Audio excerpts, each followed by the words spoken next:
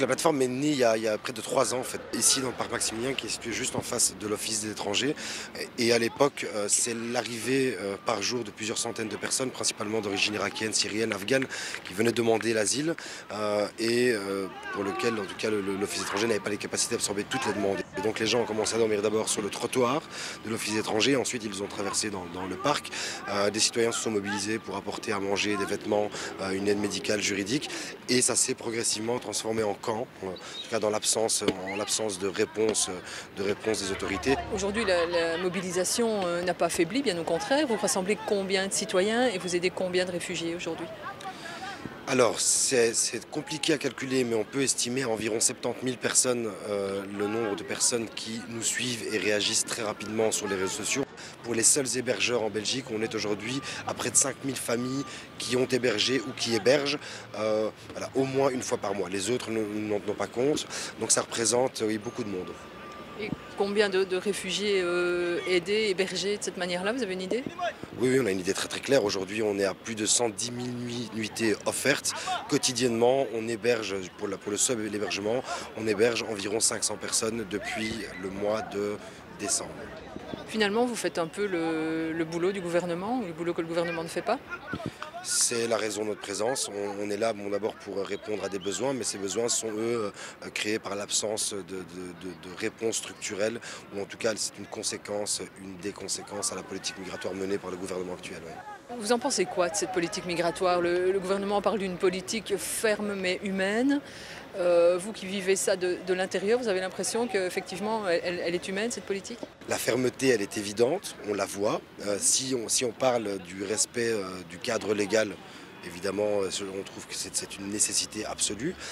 Par contre, ce qu'on constate, c'est que cette fermeté, elle se traduit sur le terrain par de la répression, des arrestations policières, que les seuls investissements faits aujourd'hui, les seules dépenses publiques faites autour de cette problématique, cette crise de l'accueil, parce qu'il ne s'agit pas d'une crise de migrants, il s'agit d'une crise de l'accueil, simplement d'une volonté politique de ne pas accueillir.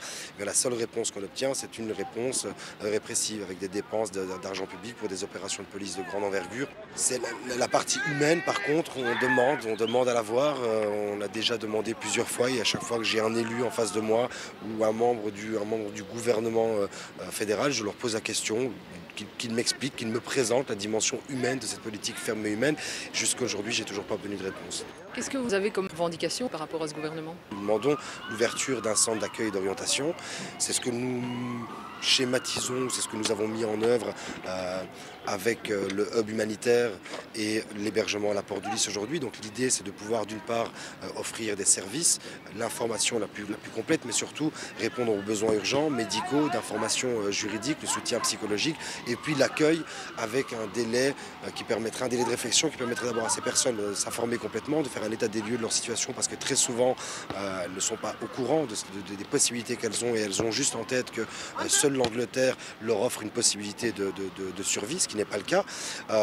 Ça, c'est la revendication principale. Ce serait celle-là. Ensuite, quand on sait qu'il y a environ 180 000 sans-papiers en Belgique, ça devient un problème de société. Savoir que ces personnes majoritairement travaillent, souhaitent participer à la vie du pays dans lequel elles sont, c'est une forme de déni de réalité que de ne pas le prendre en charge. Et donc ça, ce serait vraiment la deuxième partie, ce serait d'ouvrir les yeux sur cette partie de la société qui existe et qui doit vivre dans l'ombre finalement des citoyens lambda qui ont peur de prendre les transports en commun, qui ont des difficultés à scolariser leurs enfants, qui prennent un risque à chaque fois qu'ils montent dans un bus, un train, etc.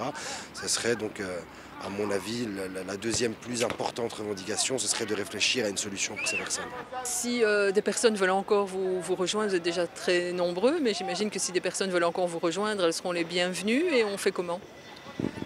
Le plus simplement du monde, en nous rejoignant via Facebook, la page de la plateforme citoyenne de soutien aux réfugiés, ou l'un des groupes, et le groupe principal, c'est le groupe hébergement plateforme citoyenne. Toute l'information est disponible sur le site web www.bxlrefugees.com.